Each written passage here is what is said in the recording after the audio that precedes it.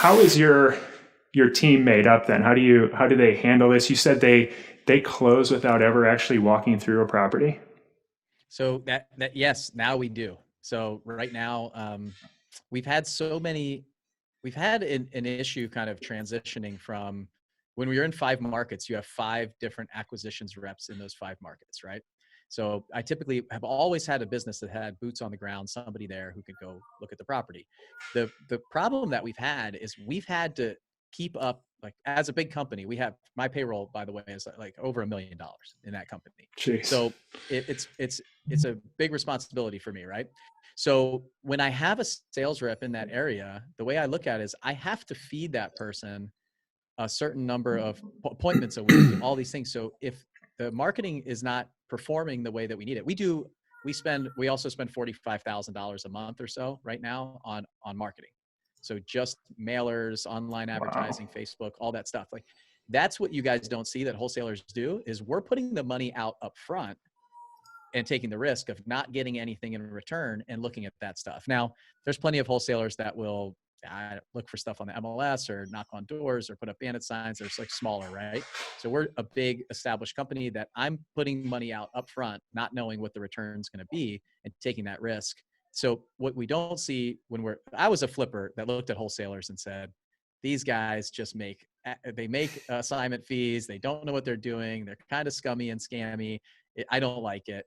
And so I'm going to go market for myself. And what happened was that turned into me starting to meet other wholesalers and find people that are ethical, that run their business with integrity, really great people, and showed me what I want to be if I do this. And so yes, what I looked at is I said, man, we are having to, like, this city isn't producing as much as it was before. And this person is not making as much money as they should be or that they want to. But I feel like I have this responsibility now to increase the outlay of money to keep that person fed. Should it be like that? Like, should a business really be like that?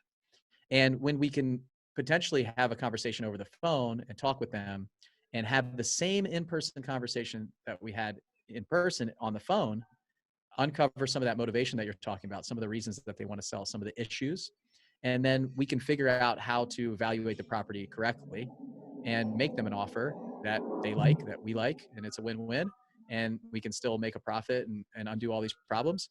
Then why do we have to go in person all the time?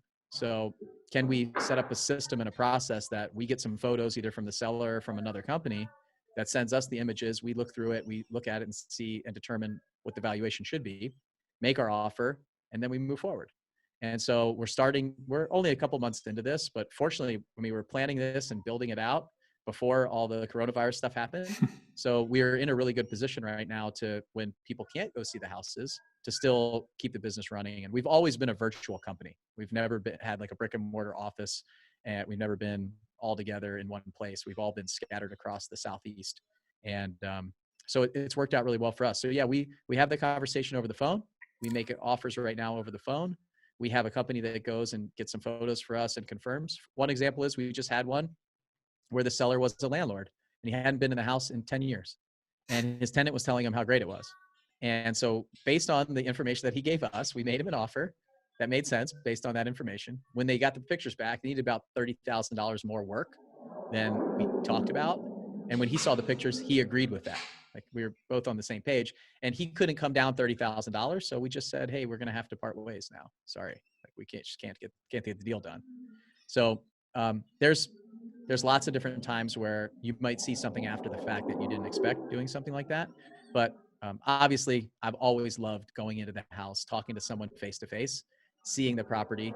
You're going to probably get better deals that way, but we can get in front of more people, have more conversations over the phone.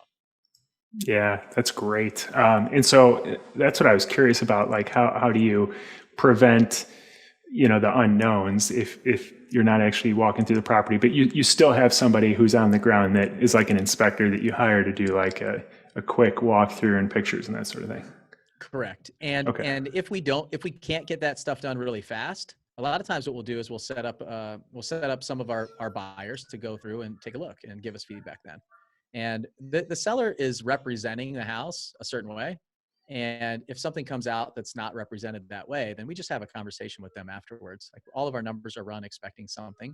And so if it's unsure and we haven't been to the house and they haven't been to the house in a while, I mean, they know what we're doing. We're not doing the dog and pony show of like Yeah. pulling the wool over their eyes and the bait and switch, right?